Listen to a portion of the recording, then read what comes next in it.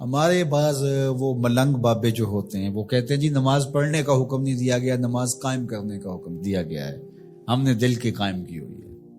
یہ ان کی خود ساختہ توجیہ ہے۔ نماز قائم کرنے کا حکم اہل ایمان کو دیا گیا حضور کی وساطت سے، اور حضور علیہ السلام کو حکم دیا گیا کہ نماز قائم کریں، تو آقا کریم علیہ السلام سے بہتر اس کا مفہوم کون سمجھ سکتا ہے؟ تو آقا کریم نے رکوع اور سجود والی نماز پڑھی اور قیام نماز کا عملی اظہار لوگوں کے سامنے رکھا، پھر اس کے اندر کیفیت کس قدر ہو تو یہ پھر جتنی قربت اللہ کی بندے کو نصیب ہوگی اس قدر وہ آگے بڑھتا چلا جائے گا۔ تو یہ باطل توجیہات یہ جاہل لوگوں کی، جس کے بدن سے بدبو کے ببوکے پھوٹ رہے ہوں اور جس کے جسم میں جوئیں پڑی ہوں اور جس نے 6 سال سے غسل نہ کیا ہو، وہ اس اعتماد سے کہہ رہا ہوتا ہے ہم نے قائم کی ہوئی ہے، ہم نے دل کی قائم کی ہوئی ہے۔ اللہ اکبر۔ تو یہ اس معاشرے میں ایسے لوگوں کو ماننے والے اور ایسے لوگوں کی باتوں کو غور سے سننے والے اور ان جاہلانہ باتوں کو معرفت کی باتیں قرار دینے والوں کی کمی بھی نہیں ہے۔ تو اللہ تعالیٰ جل شانہ سے ہدایت مانگنی چاہیے کہ اللہ ہمیں ہدایت کا نور نصیب فرمائے۔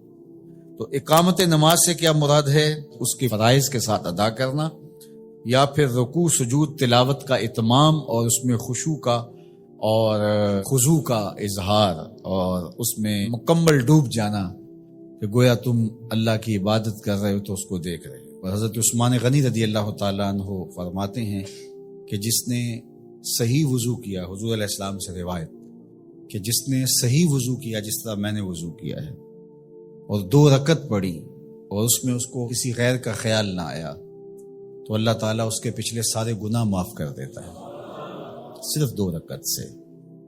لیکن اگر ساری نماز ہی خیالوں سے بھری پڑی رہی اور تصورات کہیں اور بھٹکتے رہے اور انسان کھڑا نماز میں ہے لیکن بہکتا کہیں اور رہا تو پھر وہ نماز کی صحیح اقامت نہیں ہوگی۔ تو اقامت صلاۃ سے مراد جو ہے وہ یا تو اس کو فرائض و واجبات کے ساتھ ادا کرنا، اور دوسرا مفہوم کے خشوع کے ساتھ پورے اراکین کا اعتدال اور اتمام، تو دونوں اس کے مفہوم بیان فرمائے گئے ہیں۔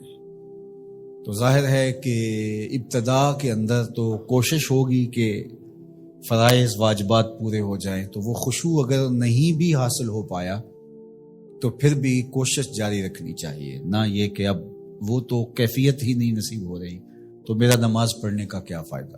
حضرت محدث کچوچوی علیہ رحمہ سے کسی مرید نے کہا حضرت نماز پڑھتا ہوں لیکن لطف نہیں آتا، مزہ نہیں آتا۔ تو آپ نے اسے سوالیہ انداز میں پوچھا کہ اس کے باوجود بھی پڑھتے ہو؟ اس نے کہا جی وہ تو فرض ہے، پڑھتا تو ہوں۔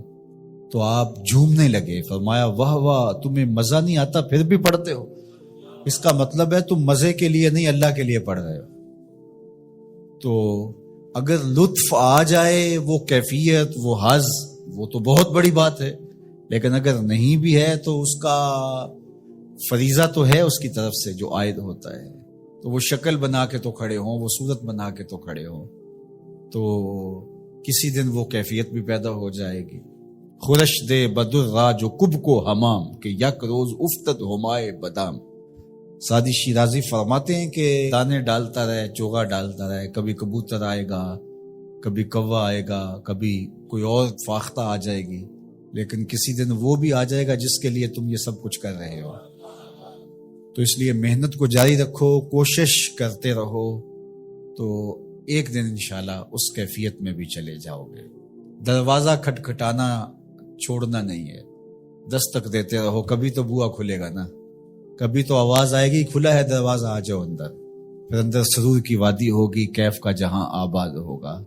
اور آقا کریم نے ہمارے لیے آسانی پیدا فرما دی کہ اللہ کی عبادت اس طرح کرو کہ گویا تم اسے دیکھ رہے ہو، اور اگر یہ نہیں تو کم از کم یہ کیفیت تو ہو کہ وہ تمہیں دیکھ رہا ہے۔ تو اپنی اپنی کیفیت ہوتی ہے، بعض نماز کو ترک نہیں کرنا، بھرپور کوشش ہو کہ خشوع و خضوع کے ساتھ نصیب ہو۔ تو نماز کی اقامت کا یہی مفہوم ہے۔